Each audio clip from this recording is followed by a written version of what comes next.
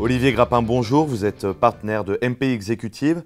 La première question qu'on peut vous poser, c'est sur quels critères se fait le choix d'un manager? Alors notre métier, effectivement, c'est de trouver la bonne personne pertinente pour une activité définie par le commanditaire et au bon moment, c'est-à-dire dans l'immédiat. Donc notre travail, c'est de trouver quelqu'un qui peut faire la mission, mais en fait, bien au-delà, qui a déjà fait la mission. Donc dans les critères, on va regarder le secteur d'activité, la connaissance peut-être du produit, des services qui sont générés par l'entreprise.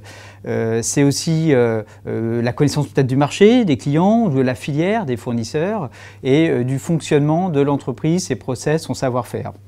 Ensuite, on a aussi une exigence sur les critères d'expertise fonctionnelle. Il y a un poste à prendre dans un dispositif. Donc ce qui va être regardé dans le parcours du manager, c'est ce qu'il a fait qui s'apparente en termes de poste, en termes de gabarit. Et il y a tout un travail effectivement de rapprochement à faire sur ce parcours-là, la durée de l'expérience.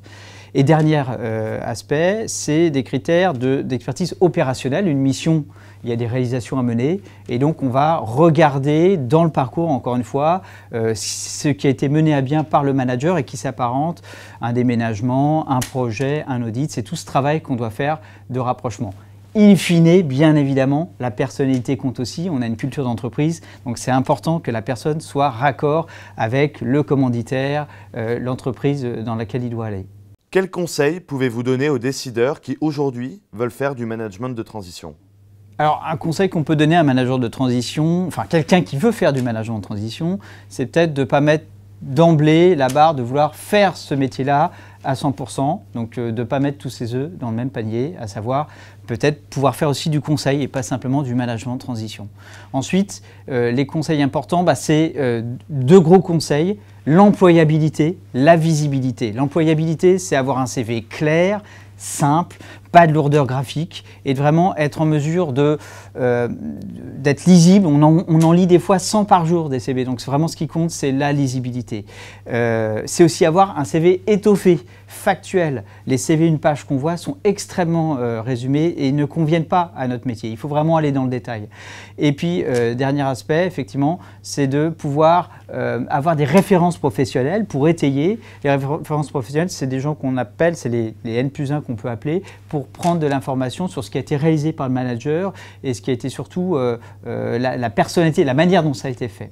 Donc ça, c'est pour la visibilité. Pour l'employabilité, c'est d'être présent sur les réseaux sociaux. C'est l'outil moderne pour effectivement communiquer, pour se mettre en relation. C'est de travailler aussi peut-être aussi sur des salons, des événements, d'être présent. Mais le plus important, et beaucoup l'oublient, c'est de rester en contact avec le cabinet, de donner des nouvelles quand on a une mission et quand elle s'arrête. Quelle est selon vous la principale qualité d'un manager? Alors, c'est sûr, la loyauté, c'est très important. D'être en confiance. Les missions sont dures, on va échanger avec le manager, donc il faut vraiment qu'on ait cette proximité et cette capacité à se dire les choses. Donc ça, c'est sûr, c'est incontestable. Mais certainement, la plus grande des qualités, c'est le courage. C'est-à-dire se mettre en danger. Ça, tout le monde ne peut pas le faire. Aller dans l'inconnu, dans une entreprise qu'on ne connaît pas, rencontrer des personnes, on n'a pas l'histoire, on n'a pas le mode d'emploi, une organisation qui peut être très complexe, qui peut être un véritable labyrinthe, et un jargon, les acronymes, tout ça, c'est ce qu'il faut absorber sur les 2 premières semaines. Donc vraiment, cette mise en danger, c'est déjà important de pouvoir avoir ce courage de l'affronter. Deuxième aspect, le courage d'entreprendre. Il y a des réalisations à mener.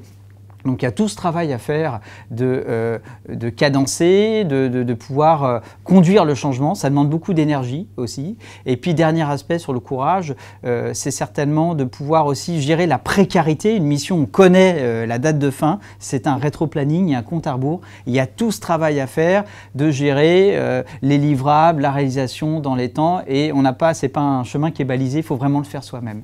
Donc on peut dire que la valeur éthique est très importante chez MPI. L'éthique, c'est de pouvoir certainement reconnaître et vraiment respecter ce courage qu'ont les managers de travailler pour nous et de mener à bien leur mission.